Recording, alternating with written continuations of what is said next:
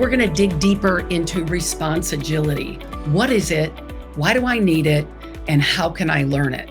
Response agility is the ability to adapt quickly and effectively to changing situations or changing demands, whatever's going on in the outside world, and shifting how you respond to be aligned with your highest and best self.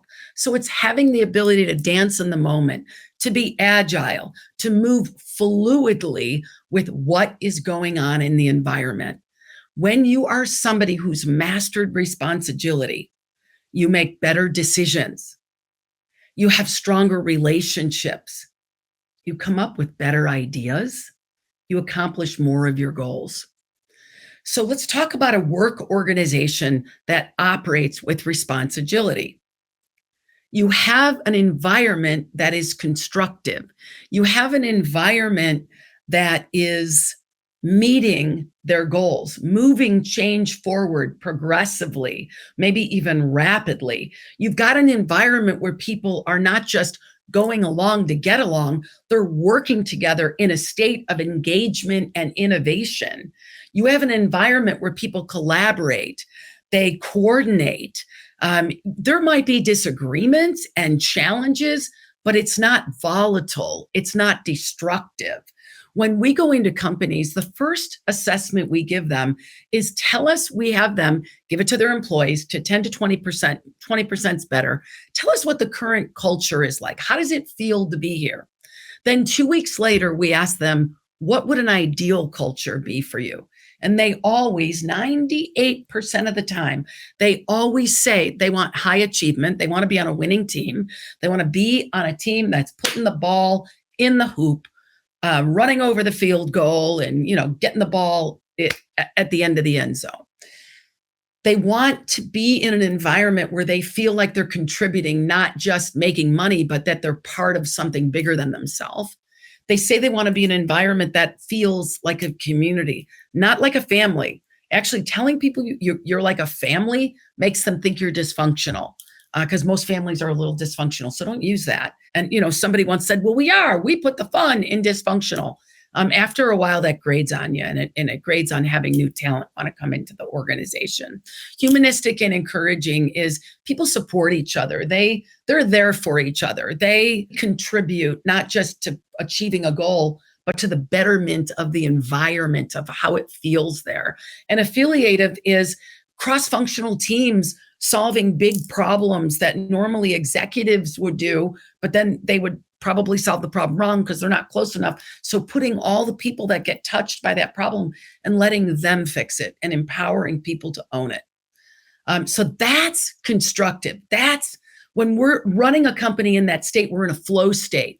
People are happy, they're encouraged, engagement and innovation, maybe even in synchronicity. How do you get that as an individual, as a team, or as an organization? Well, first, you really focus on what's our highest and best use. As a company, that would be your noble cause. As an individual, it would be what's the best use of myself. When I'm doing this highest and best use of myself, when I'm being this highest and best self, how do I feel? What interests me? How much in control of my own destiny do I experience myself as? And how much authority do I have over how I feel and how I act and how I behave? So when we're tuned in, turned on, and amped up around our highest and best self, we have agency, meaning we control our reaction. We're response agile. We have autonomy over what we say yes to, what we say no to, what we lean into, what we lean out of, who we interact with, who we give our time to. Like, we're in charge of our own destiny. And authority is, hey, if I say that's what I want in my life and I put that out there as a vision, and I'm committed to living in tuned on, turned in, and tapped in to my own values, then what disciplines do I need? What rigor do I need to live with so I can be my highest and best self more times than not? because that's what everybody wants. Everybody wants happiness. Everybody wants to be in a state of flow. Everybody wants to be in the groove. Everybody wants to be putting the ball in the hoop. Everybody wants to make the best dinner, be the best mom, have a great life. Let's face it, it's short. Why wouldn't we want to be our highest and best self? So response agility is mastering the distinction of highest and best self anytime, any place, anywhere. It doesn't mean you're always perfect. By all means, you're not. But when you catch yourself falling, you quickly mend the fence and clean up with yourself and others. So response agility, it allows you to think quickly, be tuned in to your highest and best self, right? Have full access to your prefrontal cortex. This is the executive seat of your brain.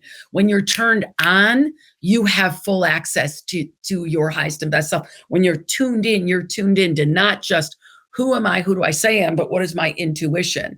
When you're turned on, prefrontal cortex.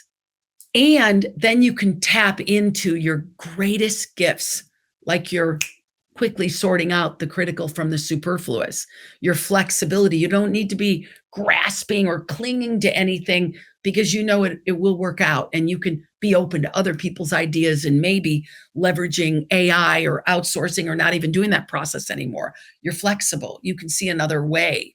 You can even hear different perspectives.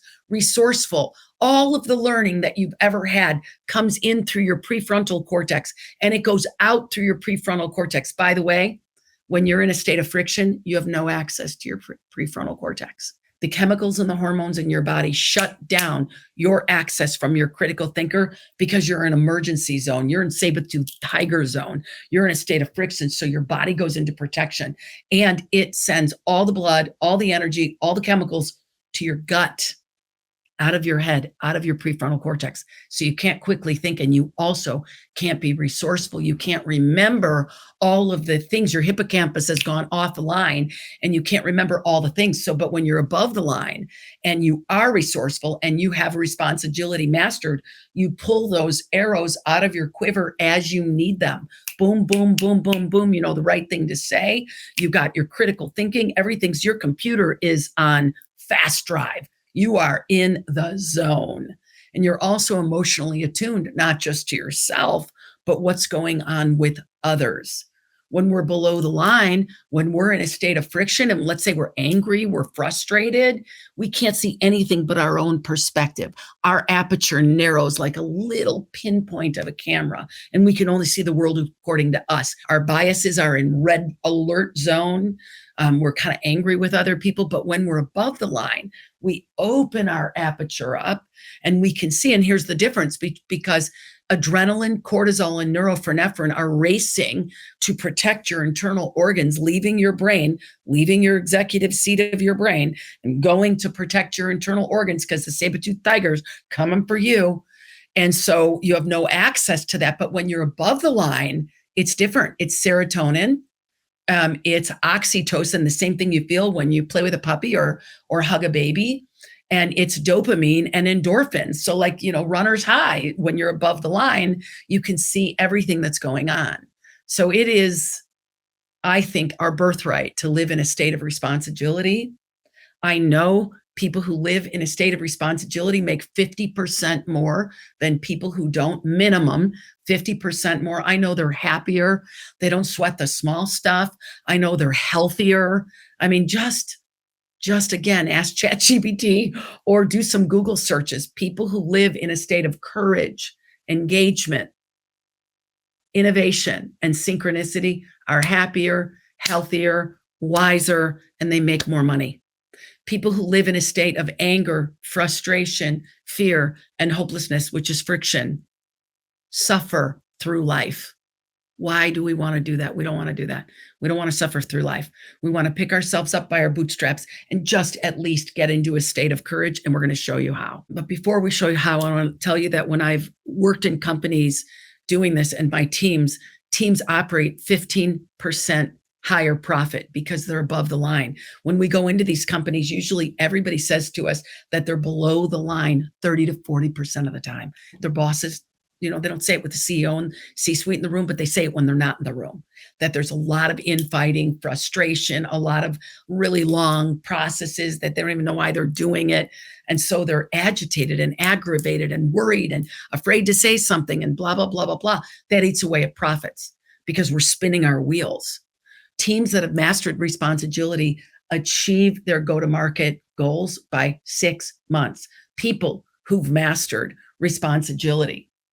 I kind of said this already, more joy at home and work, stronger relationships, more fulfillment in life, better decisions, competitive advantage. They reach their goals 500% increase in productivity when you're in a state of at least courage, at least a belief that things can get better and that you're leaning in and stepping into engaging and learning how. 500% increase of productivity, which leads to a 200% better opportunity to achieve your goals because you've moved from a state of friction to flow.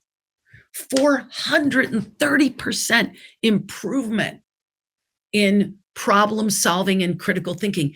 It makes sense if all the energy is leaving your brain to go into your body and you can't process, of course you wouldn't be very good at problem solving. That's why in some of the companies that you work at, you solve the same problem over and over and over again, and it's just like a domino effect. Things don't get better. We see that so much. And then when they learn to slow their roll and they master the sculpt process and they become experts at response agility, the same problem they've been working on for a long time goes away, eradicated forever, personally and professionally. When people are operating above the power and freedom line, when they're in a state of flow, they learn 2 to 3 times faster and they remember what they learned. That's powerful. I'm not even getting into the health, but I have other episodes. Probably my first 10 episodes of Work Liberated were about emotional, physical well-being and how you need to put your own oxygen mask on, because if you're in a personal state of friction, there's a big impact. So if you want to learn more, go back and listen to some of those episodes. Jeff Wilmore of the Autonomy Course, Margaret Paul of Inner Bonding. I've got people, Janine Rashidi on breathing and the trigger method. I've got Serena Fennell on your whole self. I have a lot of former people, and I even have Mark Abramson from Stanford Mindfulness Clinic. Stanford, he's one of our guests as well. So 2 to 3 times faster skill acquisition, 430% better at problem solving, 200% more likely to achieve your goals, and a 500% productivity. So let's talk about what it means to be not in a state of flow. I learned a long time ago as a landmark forum seminar leader that sometimes when you want to give people a distinction, you tell them what it's not. And so when we're in a state of friction, it is the antithesis of a state of flow. When we're in a state of friction, we are operating below the power and freedom line. We are frustrated, angry, agitated. There's like this slow agitation under the surface. I like to say, remember like when COVID was a year and a half in and you were like, when is this thing going to stop? This slow agitation, that's frustration. When you're in frustration, you see things through an anger lens, and other people are doing things to you. You become oppositional and blamey. You blame everybody else. By the way, when I'm blaming people, where are these other 3 fingers pointing? So we have no power to do that when we're below the line. By the way, if you are in frustration longer than a couple hours, your effectiveness goes down to merely 25%. If frustration for you, if friction is like an igniting of the fire, like my book, Ignite Culture, if the friction for you is igniting of the fire, you're in it a couple hours and you get out there and you get above the power and freedom line and fix it, that's powerful. But when you stay there too long, you get sand in the gears, only effective 25% of the time. When you're in fear, this is when you're worried, you're concerned, or you feel like something bad's going to happen. You're in fear. You're waiting off what's going to happen, or begging it not to happen. Like, please, please, please make everything good. Please, please like me. Please like me. You're in fear, right? Of not being enough, of not being good enough, or not being in the group, or of being left out. You're only effective 10% of the time when you're in a state of fear, because you got so much adrenaline, cortisol, and norepinephrine racing in your body and in your brain. And fear and frustration are stress. And the further you go below the line, it turns into distress, which turns into dis-ease, which turns into disease. When you're in a state of hopelessness, this is where you've given up that anything will ever be ever better. You've given up. You're like in the bed, covers over your head, sucking your thumb if nobody can see, and you're just like, I'm done. Things are dark, right? Dark, dark, dark. If you stay in hopelessness too long, you could lead to depression. You can only be 5% effective in hopelessness. And if you are someone in hopelessness, then call and get help. Talk to someone. When people stay in hopelessness too long, it goes from a mood to a behavior to just personality, to how you are. And we have power over that. We can do something. We can go see somebody. We can get therapy. We can get help. Now, people who are coaches should not be coaching people in a state of hopelessness. That is when the professional psychologist, psychiatrist needs to come in and help. If it's just dips of hopelessness, that's one thing. But if a person is in true hopelessness, work with a professional in that field of moving people out of hopelessness. Coaches, however, though, and people like me who go into organizations can work with people in fear and frustration and give them the tools they need to choose wisely and get themselves up over that power and freedom line. There's a great movie out there called Inside Out.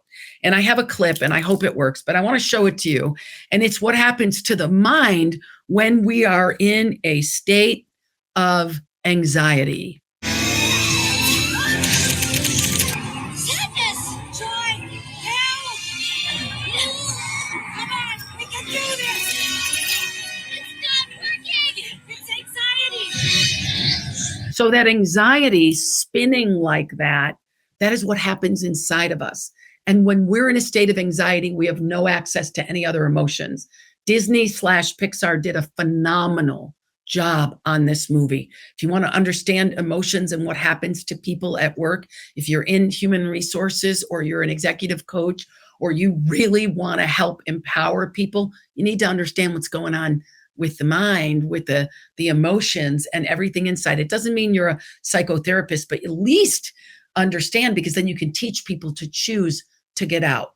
Now, this Riley had some really supportive parents, and she had some things that she did. She got herself out, like as a teenager, got herself out of that state of anxiety. So what causes us to get below the line and stay below the line for longer than we need to? It's our programming. We've talked about it in a previous episode, that our heritage, our epigenetics, our history, our time growing up, our influences from our parents, our personality, what happened to us when we were coming of age, and what we learned of how to be or not to be. We developed some strengths, and our strengths, when they get when we're hot, when we're tuned in, turned on, and tapped in, and we're aligned with our values, our strengths work for us. When we're hot, we're hot. But when we're below the line, when we're agitated, aggravated, exhausted, overwhelmed, afraid, we go into our lowest self. So it's almost like our strengths are now our biggest enemy. It's like playing racquetball with the curb. We are so low that our whatever got that strength to be a strength, whatever upset we had growing up or learned from our parents, whatever bad behavior that caused that strength to be developed. We'll talk about the development of our strengths at a different episode. But whatever that bad behavior is, when we're triggered, that comes out like the trigger point, and we go into a reflection of the past. When we're triggered, when we're below the line, our amygdala goes off and says, you're in trouble. There's something after you, whether it's a saber-toothed tiger or a boss. And then we go into self-protection, and it's in self-protection that very behavior got created. It got created to protect us, but now we're overusing it. So for an example, when we're hot, we're well organized, We cross every T, dot every I. We like all of our ducks in a row. When we're not, we become maniacal perfectionists who are rigid, who have no toleration for mistakes from ourselves and others. So our programming is in the background. So it comes from the past. We remembered things. And then when we get triggered, we have a reflection from the past and then a projection. Our perspective, our bias is clouded. In other words, if we had sunglasses on, they would be shaded from our past and we would see the reflection of that. And our programming steps in and we don't always say the right things or do the right things and we spin out below the line. And so it's really important, if you care about response agility and you care about living above the power and freedom line, to understand that as a human being, you have programming. Some of it's awesome and some of it's not so good for you or relationships or at work or in thriving in the long term, mind, body, spirit, health, finances, family, all of it. We are going deep on response agility and how to live above the power and freedom line and how to move from friction to flow. Look forward to working with you again next time.